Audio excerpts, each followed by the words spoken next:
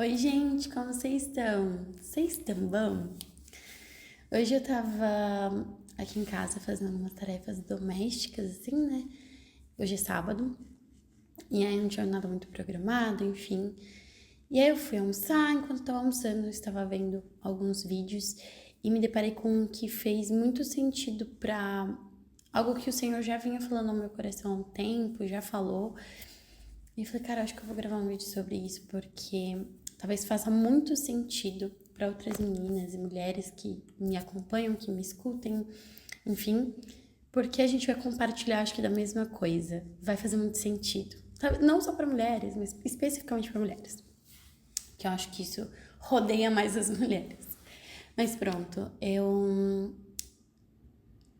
desde muito nova, eu sonho com um casamento.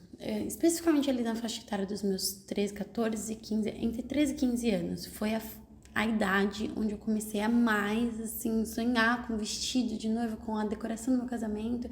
E eu tenho 25 anos e desde os meus 15, a decoração, a ideia, a estética é a mesma. Tipo, não mudou. Pra vocês terem uma ideia de quanto eu era muito assim. É isso que eu quero, eu sonho com exatamente isso. Foi uma época que eu orava muito já pelo meu futuro casamento, por filhos. Muito doido, porque eu era muito nova, mas enfim, eu já fui despertada ali muito nova com esse desejo de constituir família, de ser mãe, de casar, enfim.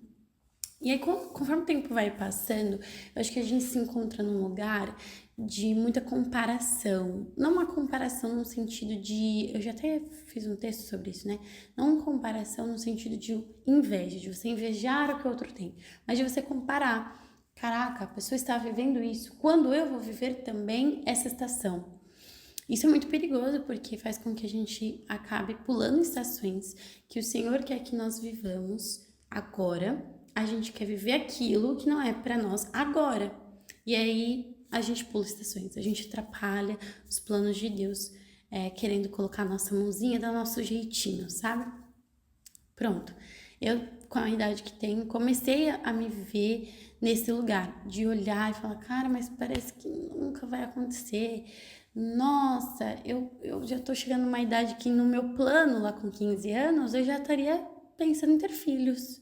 E nem namorado eu tenho.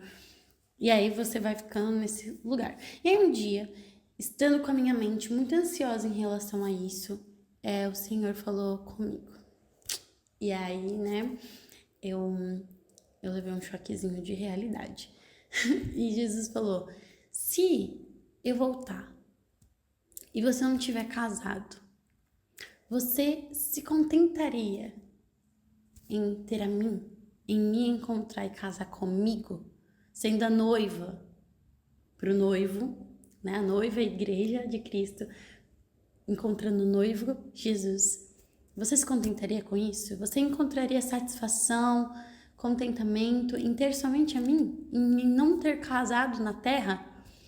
Eu parei assim e falei, nossa, eu acho que então Jesus olha pra mim e com esse tanto anseio que consome meu coração por algo terreno, talvez o Senhor veja que o meu desejo por ele tá sendo esvaecido, diminuído pelo meu desejo terreno de casar, sabe? Eu fiquei muito preocupada, porque eu falei, cara, eu tô me preocupando mais com as coisas dessa terra do que com a eternidade. E esse é o plano do Senhor. O maior plano do Senhor é que toda a nossa peregrinação nessa terra, todos os nossos dias nessa terra, sejam para ser construída uma vida na eternidade com Ele. Então, nossos dias aqui se resumem em o que faremos e como viveremos a nossa eternidade. E se nosso desejo, nosso anseio for pelas coisas dessa terra, o destino no final de tudo isso será essa terra.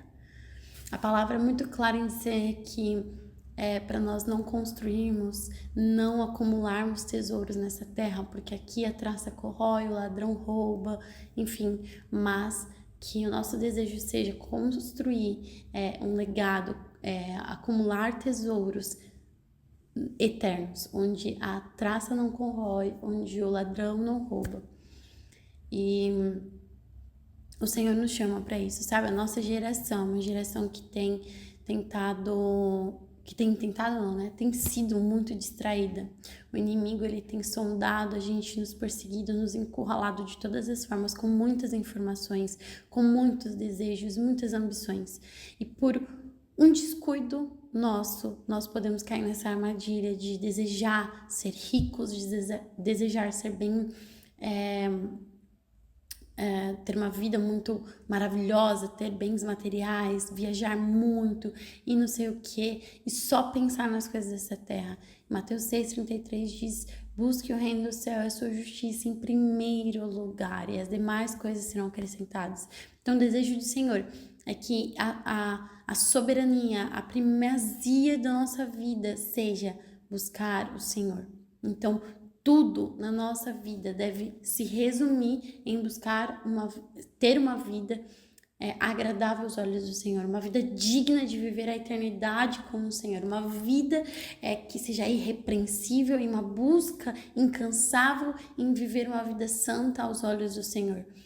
E se nós nos deixarmos nos levar pelos desejos dessa terra, nos consumir com a ansiedade pelas coisas dessa terra, em algum momento nós seremos como aquelas virgens insensatas que diz em Mateus 25, onde elas não estavam preparadas e quando o noivo chegou, elas ficaram para trás. E eu não quero ser essa noiva e eu tenho certeza que você também não quer.